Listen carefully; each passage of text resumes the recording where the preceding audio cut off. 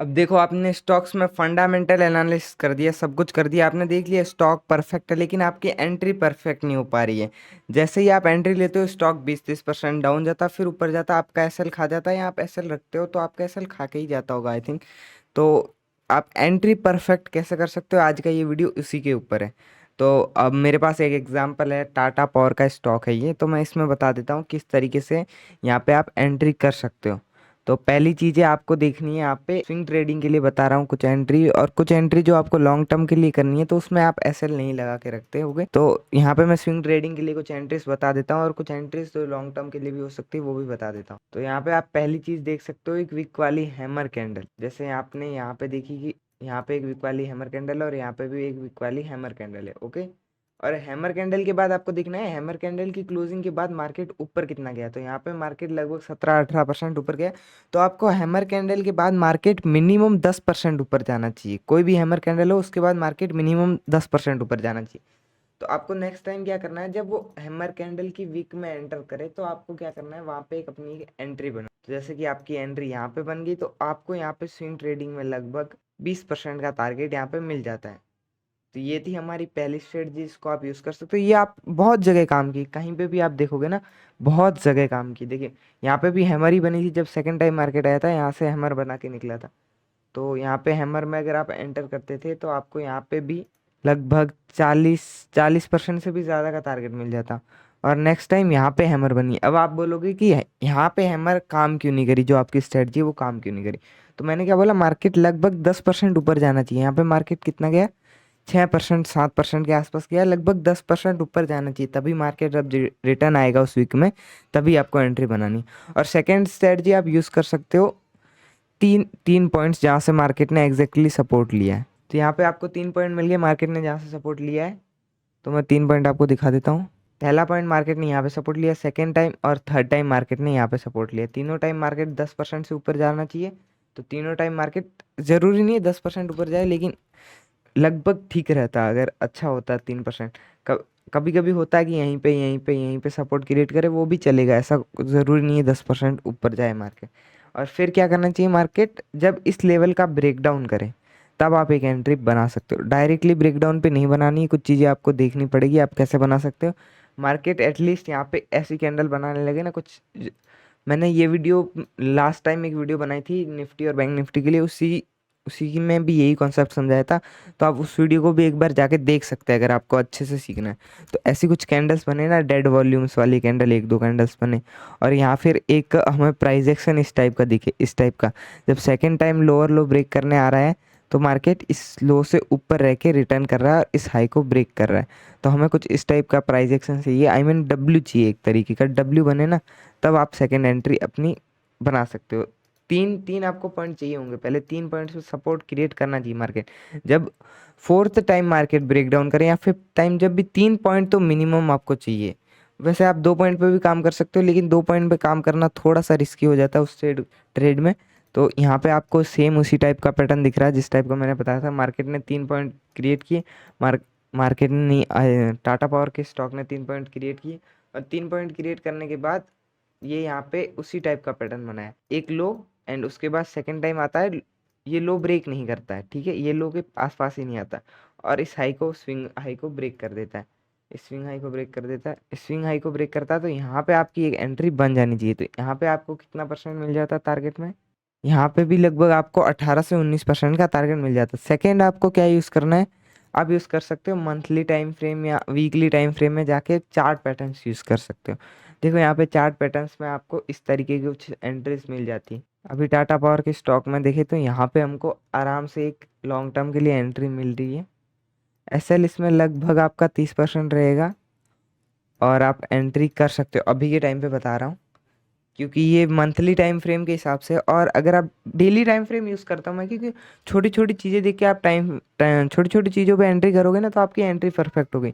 तो यहाँ पे भी कुछ इस तरीके की सेम ही चीज़ बनी है, मैं आपको दिखा देता हूँ। यहाँ पे मार्केट ने 3 से 4 पॉइंट से सपोर्ट क्रिएट किया है, ठीक है, ओके।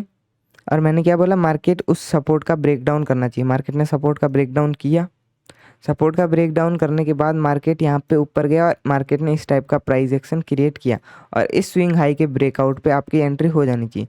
तो यहाँ पे एक्चुअली मैंने भी एंट्री की थी 201 रुपीज़ के प्राइस पे, तो मेरी एंट्री लगभग यहीं कहीं थी। तो यहाँ कहीं मेरी एंट्री थी और मैंने यहाँ यहाँ तक का टारगेट मार्केट में बुक किया था। इस टाइप का कुछ आप प्राइस एक्शन फाइंड करके अपने एंट्रीज परफेक्ट कर सकते हो, लेकिन आपको ये भी देखना पड़ेगा साथ साथ में आप कचरा स्टॉक ना उठाओ। आपको स्टॉक्स भी परफेक्ट उठाने पड़ेंगे। अगर आप कचरा स्टॉक्स उठा रहे हो तो स्टॉक्स आपका प्राइस एक्शन फॉलो ही नहीं करेंगे। आपको फंडामेंटली अच्छे और स्ट्रॉन्ग स्टॉक्स उठाने होंगे। तो फंडामेंटल एनालिसिस कैसे करना है उसके ऊपर भी एक वीडियो चाहिए तो मेरे को कमेंट करके बता देना, मैं उसके ऊपर भी वीडियो बना दूंगा। तो ये दो तीन चीज़ें थी मैंने आपको जो एंट्री के लिए परफेक्ट बता दी। और एक चीज़ यहाँ पे है कि आप जब मार्केट इस तरीके की डायरेक्शन में चल रहा होगा तब आप एंट्री कैसे करोगे। इसके लिए तो मैंने परफेक्ट एक वीडियो बना रखी है, लास्ट वाली वीडियो अगर आपने जाके नहीं देखी है तो देख लेना। लेकिन इसमें भी मैं आपको बता दूं, इसमें आपको परफेक्ट ट्रेंड फाइंड करना होगा कि ट्रेंड कौन सा है। जब इस तरीके से, मेरे को ये वाला स्टॉक पसंद आता है, जब इस तरीके से चलता है ना वो चलते रहता है, वो रुकता नहीं है, वो रुकता नहीं, चलते ही रहता है बस। लेकिन जब इस तरीके से चलता है ना वो कहीं महीनों कहीं साल तक भी रुक जाता है, तो वो मेरे को खास पसंद नहीं आता। लेकिन हम देखेंगे कि इस तरीके से जब मार्केट चल रहा होगा तब आप एंट्री कैसे बना सकते हैं। तो यहाँ पे हमें सिंपल क्या मिल रहा है, हायर हाइस का पैटर्न मिल रहा है, एक तरीके से डब्ल्यू भी मिल रहा है और हायर हाइस का पैटर्न भी मिल रहा है। क्योंकि कभी कभी क्या होता है ना, आप लोअर पॉइंट पे एंट्री नहीं बना पाते, आप एंट्री मिस कर देते हो, आप स्टॉक को बाद में एनालाइज करते हो, बाद में स्टॉक्स को देखते हो, तब आप एंट्री कैसे बनाओगे। तो यहाँ पे आपको सिंपल क्या दिख रहा है, एक हायर हाइस का पैटर्न दिख रहा है। यहाँ पे आप सिंपल पैटर्न को भी फॉलो कर सकते हो, क्योंकि पैटर्न के ब्रेकडाउन पे ब्रेकआउट पे ब्रेकडाउन पे आप एंट्री अपनी बना सकते हो। यहाँ पे आपको ब्रेकआउट मिले, यहाँ पे आप एंट्री बना सकते हो। और अगर आप थोड़ा सा और लेट हो जाते हो तो क्या कर सकते हो, आप वेट कर सकते हो। जैसे मार्केट ने हायर हाइस क्रिएट किया, मार्केट करेक्ट करने आया और जब वापस अपने स्विंग हाई को ब्रेक करे तो आप अपनी एंट्री बना सकते हो। इस तरीके के स्विंग हाई के ब्रेकआउट पे अपनी एंट्री बना सकते हो। यहाँ पे भी मार्केट ने कुछ एक अच्छे से पैटर्न को फॉलो किया था, रुको मैं पैटर्न में भी ड्रॉ करके दिखा देता हूँ। मार्केट ने एक पैटर्न को फॉलो किया, मार्केट ने पैटर्न का ब्रेकआउट दिया और एक एंट्री हो गई।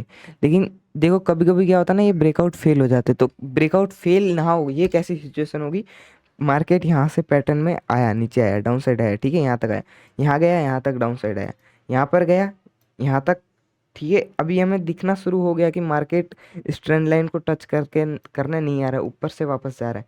यहाँ पे भी देखोगे थोड़ा सा ऊपर से गया और थर्ड टाइम मार्केट जब जाता है तो मार्केट यहाँ से वापस ऊपर से ही रिवर्स होने लग जाता है। मार्केट वापस थर्ड टाइम यहाँ पे टच करने नहीं आ रहा, मतलब मार्केट में बायर स्ट्रांग है, मार्केट यहाँ पे मार्केट को नीचे नहीं आने दे रहे। तो आप ऐसा प्राइस एक्शन देखकर भी यहाँ पे एंट्री कर सकते हो, वो आपका फेलियर में कन्वर्ट नहीं होगा। और एक और चीज़ आपको क्या ध्यान रखनी है, अगर आपने फंडामेंटली स्टॉक को एनालाइज कर दिया है, अच्छे से एनालाइज कर दिया है, तो आपको एंट्री करने में डर नहीं लगना चाहिए। कुछ चीज़ें क्या होती है ना, जैसे कि मैंने देखा कि स्टॉक अच्छा है वगैरह वगैरह, पर आप जब स्टॉक का चार्ट देखते हो कि आप स्टॉक ऐसे बैठा है 80% डाउन है ऑल टाइम हाई से, तो आप उस टाइम पे आपको डर लगने लग जाता है कि हाँ 80% डाउन है, या फिर स्टॉक ऐसे भाग भाग चुका है, तब भी आपको डर लगने लग जाता है कि अभी और जाएगा कि नहीं, अभी और जाएगा कि नहीं। तो उस टाइम पे आपको थोड़ा सा वेट कर सकते हो कि हाँ थोड़ा सा वेट कर दो एक कंसोलिडेशन का। लेकिन जब ये स्टॉक डाउन होता है, आपका फंडामेंटल एनालिसिस भी सही है और आप जो मैंने एंट्री पॉइंट बताया कि मार्केट 3 टाइम एक ही जगह से सपोर्ट लेना चाहिए, यहाँ पे मंथली टाइम फ्रेम में, और मंथली टाइम फ्रेम में भी मार्केट ने कुछ ऐसा ही किया, 3 टाइम एक ही जगह से सपोर्ट लिया, first time, second time, third time और आई थिंक फोर्थ टाइम भी कंसिडर कर सकते हैं, क्योंकि डेली टाइम फ्रेम में देखोगे तो मार्केट ने अच्छे से सपोर्ट लिया। और 3 टाइम अच्छे से सपोर्ट लेने के बाद मार्केट ने जब इस लेवल का ब्रेकडाउन किया ना, इस लेवल का ब्रेकडाउन करने के बाद मंथली टाइम फ्रेम में भी स्टॉक ने कुछ इस टाइप का प्राइस एक्शन क्रिएट किया। तो मंथली टाइम फ्रेम के हिसाब से आपको यहाँ पे एंट्री मिल जाती गई 60 50 रुपीज़ के प्राइस पे एंट्री मिल जाती है। और अभी स्टॉक का प्राइस देखो तो 254 कुछ इस तरीके का है। तो हाँ टाइम लगता है स्टॉक को जाने में, लेकिन बहुत अच्छा इसने रिटर्न दिया हमको, लगभग 900% का रिटर्न यहाँ से हमें देखने के लिए मिला है।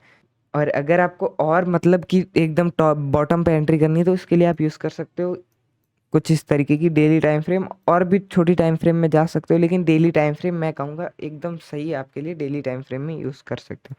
अभी आपको क्या देखने के लिए मिलेगा, मार्केट ने यहाँ पे इस लेवल का ब्रेकडाउन किया जो हमने लेवल बना रखा था, ठीक है, इस लेवल का स्टॉक ने ब्रेकडाउन किया। और इस लेवल का ब्रेकडाउन करने के बाद यहाँ पे हमें चाहिए था कि एक अप ट्रेंड का पैटर्न बनाए मार्केट, जिस टाइप का मैंने आपको बताया था, लेकिन यहाँ पे भी नहीं बनाया।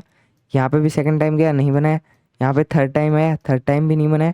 यहाँ पे फोर्थ टाइम आया, और 4th टाइम इसने ये इस टाइप का पैटर्न बनाया, तो इस टाइम पे आपको यहाँ पे एंट्री मिल जानी।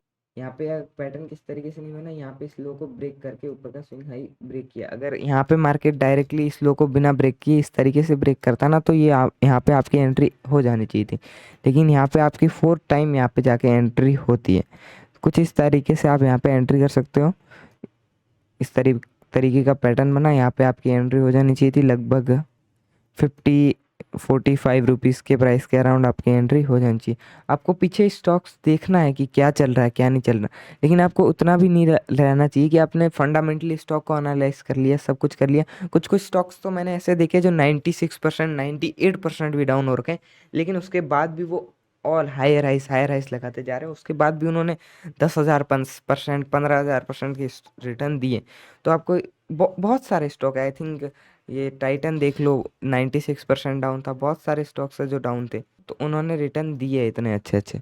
बाकी अगर अभी तक आपने टेलीग्राम ज्वाइन नहीं किया तो आपको लिंक डिस्क्रिप्शन में मिल जाएगा। मैं टेलीग्राम पे ऐसे ही स्टॉक शेयर करता रहता हूँ जो मैं खुद एनालाइज करता हूँ, जहाँ जो अभी बॉटम पे है और आगे के समय में रैली कर सकते हैं। मैं फंडामेंटली और टेक्निकली दोनों ही एनालाइज करके आपको शेयर करता रहता हूँ। तो अगर अभी तक आपने टेलीग्राम ज्वाइन नहीं किया तो लिंक डिस्क्रिप्शन में मिल जाएगा, ज्वाइन कर लेना। और चैनल पे नहीं हो तो चैनल को सब्सक्राइब भी कर देना, और जाते जाते इस वीडियो को लाइक भी कर देना। और हाँ, कमेंट करके एक चीज़ और बता देना, आपको फंडामेंटल एनालिसिस पे अगर एक वीडियो चाहिए तो कमेंट करके ज़रूर से बता देना कि कैसे स्टॉक को फंडामेंटली एनालाइज कर सकते हैं। हाँ जी, हाँ जी।